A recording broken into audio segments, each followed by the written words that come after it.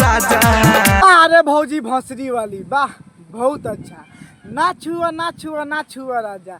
अरे भौजी कहा ना छुई हो, क्या हम छू के दाब दिन कस के वैसे कहते ना छुआ पटक के तेल फक बेंचो का हाल बा।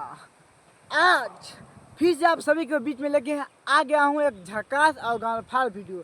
ऐसे आप सभी से हम कहल चाहता नहीं कि वीडियो जल्दी से के लास्ट तक देखबा तबे मजा आई।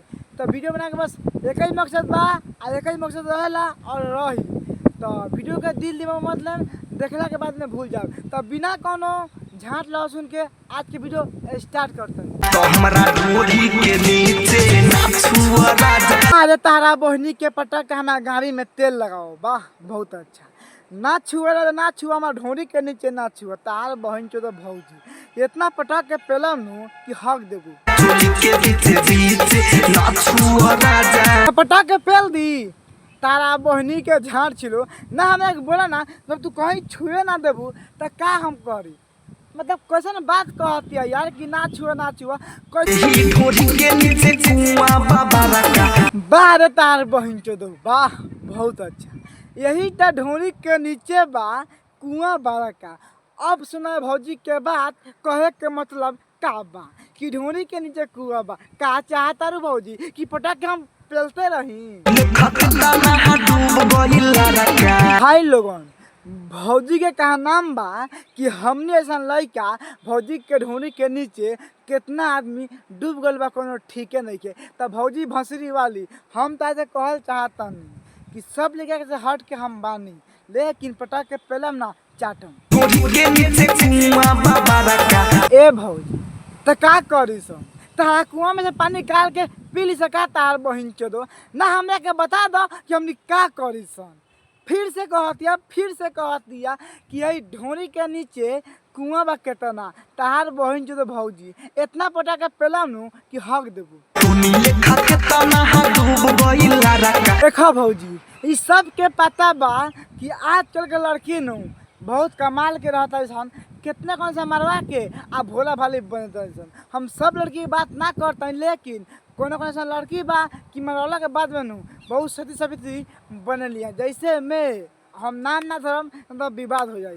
जैसे कहल चाहते भौजी लड़का तो पेलबे कर लेकिन लड़किए कह लिया कि ना और ही पेलो ऊपरे ऊपरे चाटी की दाबी ले रहा देखा भाई लोगन ट्रेन आता देखा ट्रेन दिखा दो।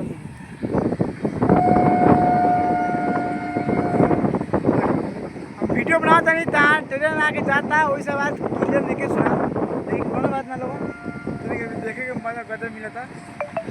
देखा लोगन ना मजा लो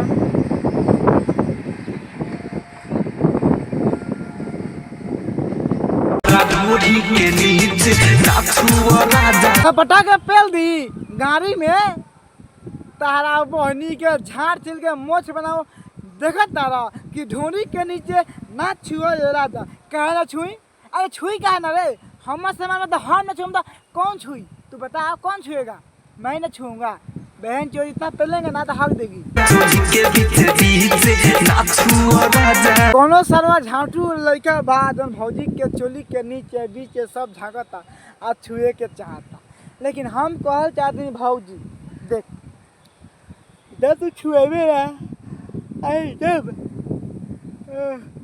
जब तू देखेबे ना तो मजा कैसे आई। हम पैसा कैसे दिले सन पैसा हम देने का दिले सन इला नु कि छुए देवे तो तनी मजा आई। तो छुए दे का दे छुआ दे घटी थोड़े।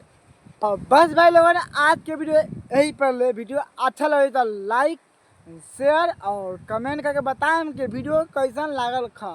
तो भाई लोगन फिर से नेक्स्ट वीडियो मिल जाए उससे पहले कह दी कि वीडियो ना आओ तो रखा ओकरा खातिर सॉरी काहे कि थोड़ा दिक्कत रखा तबियत खराब रखा यही करके वीडियो ना होता रखा।